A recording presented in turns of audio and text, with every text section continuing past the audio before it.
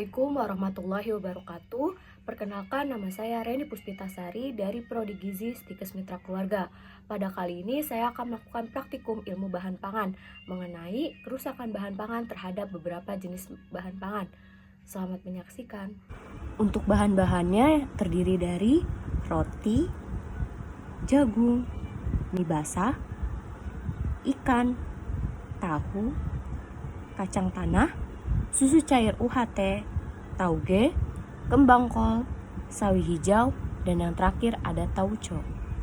Selanjutnya, saya akan mengamati satu persatu setiap bahan pangan tersebut. Untuk yang pertama, saya akan mengamati kerusakan bahan pangan pada roti. Kerusakan pada roti dapat disebabkan oleh berbagai faktor. Yang pertama, kerusakan karena mikroorganisme, dan yang kedua, kerusakan fisik atau kimia.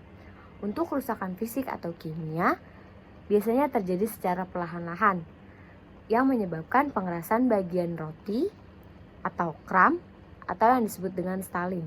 Stalling ini merupakan proses fisikokimia yang menyebabkan pengerasan kram, pelunakan keras bagian atas roti,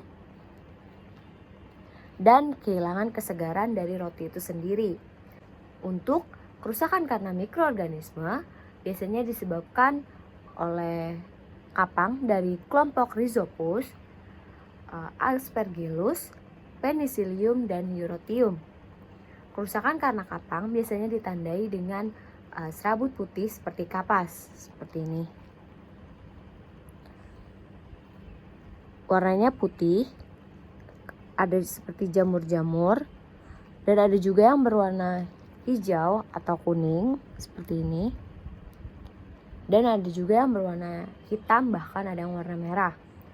Untuk kapang itu sendiri biasanya disebut dengan kapang roti yang berasal dari mikroorganisme Rhizopus stolonifer. Untuk yang selanjutnya, saya akan mengamati kerusakan bahan pangan pada jagung. Setelah didiamkan beberapa lama dalam keadaan terbuka seperti ini, jagung lama-kelamaan akan mengalami kerusakan. Baik kerusakan fisik maupun kerusakan karena hama. Untuk kerusakan fisik, jagung akan mengalami kepeotan seperti ini.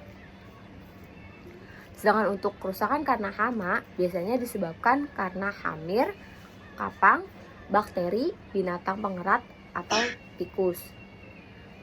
Karena di dalam jagung ini terkandung beberapa bahan seperti pati, lemak, protein, serat, vitamin, dan mineral yang menyebabkan suatu organisme ini dapat tumbuh di dalam jagung, sehingga menyebabkan jagung ini mengalami kebusukan. Nah, awalnya jagung ini akan mengalami kepeotan seperti ini. Lama-kelamaan akan mengeluarkan air, sehingga jika didiamkan akan mengalami kebusukan. Untuk selanjutnya, saya akan mengamati kerusakan bahan pangan pada mie basah atau mie kuning. Pada umumnya, mie yang bermutu baik akan berwarna kuning terang seperti ini, bertekstur kenyal, dan tidak mudah putus.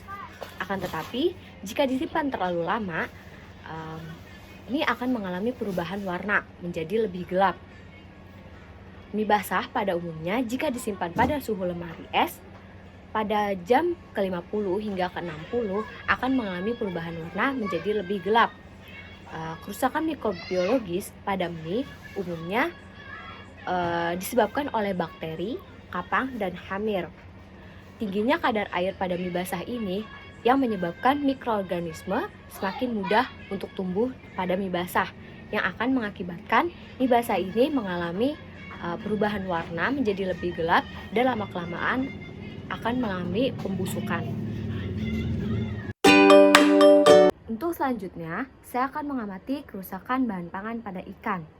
Kerusakan pada ikan dapat disebabkan oleh enzim-enzim yang terdapat di dalamnya secara ilmiah, sehingga terjadi proses autolisis yang berakhir dengan kerusakan, sehingga ikan akan mengalami pembusukan dan berlendir seperti ini. Ini tampak ikan sudah membusuk seperti ini.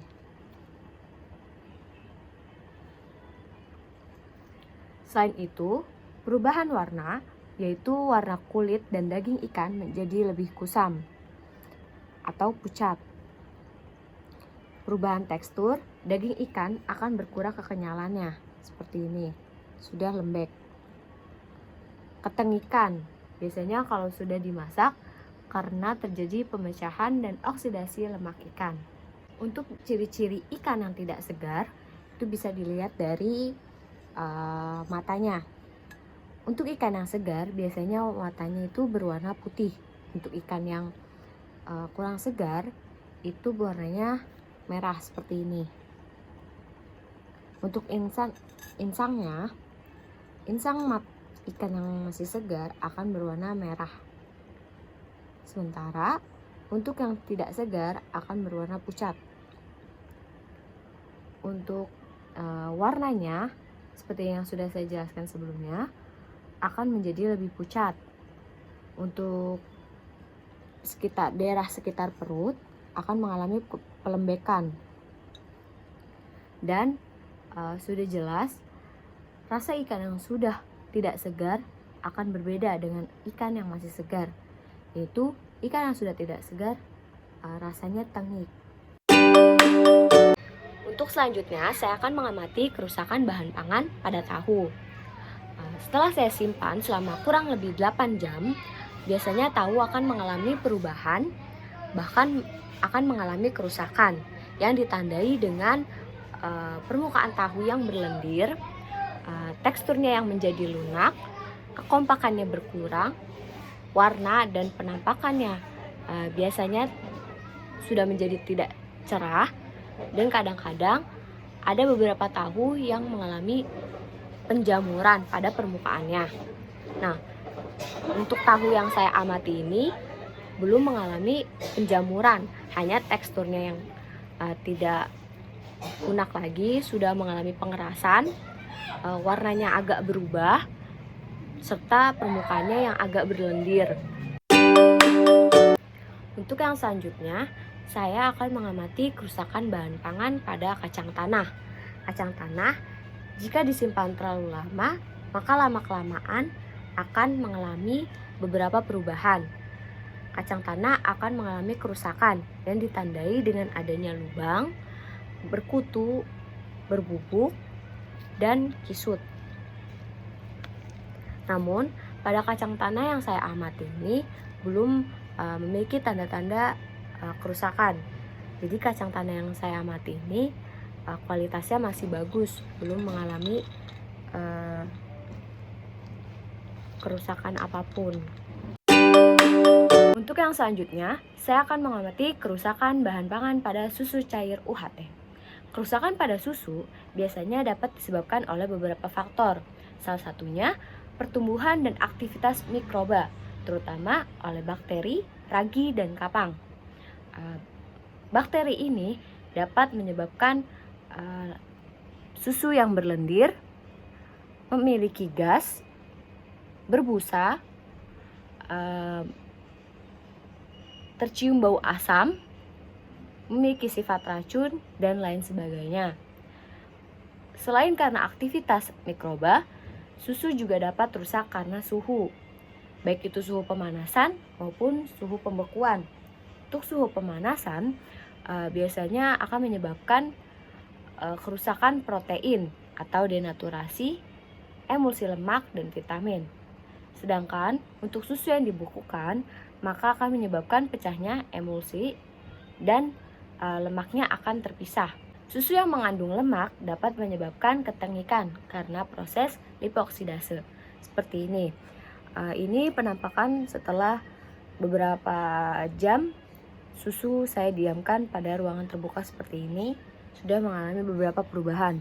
Salah satunya ini, sudah timbul lendir-lendir dan terdapat gas dan ada busa. Untuk yang selanjutnya, saya akan mengamati kerusakan bahan pangan pada tauge. Tauge merupakan jenis sayuran yang mudah rusak dan mudah mengalami perubahan warna menjadi kecoklatan jika disimpan terlalu lama. Untuk tauge yang saya amati selama kurang lebih 8 jam sudah mengalami perubahan warna menjadi kecoklatan. Karena adanya perubahan suhu, oksigen, dan pengaruh kelembaban yang mempercepat terjadinya proses pencoklatan pada toge ini. Bahkan ada beberapa toge yang jika disimpan lebih dari waktu yang saya amati akan mengalami proses pembusukan. Untuk yang selanjutnya, saya akan mengamati kerusakan bahan pangan pada kembang kol. Tanda-tanda kerusakan pada kembang kol ini biasanya ditandai dengan ciri-ciri fisik lembek, lunak, berair, baunya menjadi asam, timbul bintik-bintik kapang hitam seperti ini, warnanya pucat dan kecoklatan, daunnya layu, batangnya biasanya juga mulai kecoklatan, terus di sekitar daunnya sini warnanya menguning dan biasanya akan mengalami pembusukan. Untuk selanjutnya, saya akan mengamati kerusakan bahan pangan pada sawi hijau. Setelah disimpan beberapa lama pada suhu ruangan, sawi hijau akan mengalami beberapa perubahan. Sawi hijau akan mengalami kerusakan yang ditandai dengan ciri fisik seperti layu, daunnya layu, menguning, dan busuk. Serta pada beberapa sawi hijau akan terdapat kapang berwarna putih di sekitar daunnya. Cuma kalau sawi hijau yang saya amati ini tidak ada kapang putihnya, jadi cuma mengalami perubahan warna, menguning, dan mengalami kelayuan. Untuk yang terakhir, saya akan mengamati kerusakan bahan pangan pada tauco. Tauco, jika didiamkan terlalu lama dalam ruangan terbuka seperti ini, lama-kelamaan akan mengalami beberapa perubahan, baik dari segi warna, tekstur, maupun rasanya. Untuk dari segi warna, tauco sudah mengalami penghitaman seperti ini yang awalnya tadi berwarna coklat. Untuk dari segi teksturnya, awalnya sebelum didiamkan di ruangan terbuka, tauco memiliki tekstur yang agak kental. Lama-kelamaan menjadi mengering seperti ini. Untuk dari segi rasanya, menurut sumber yang saya baca, tauco yang didiamkan terlalu lama dalam ruangan terbuka, maka lama-kelamaan akan berubah rasanya menjadi tengik.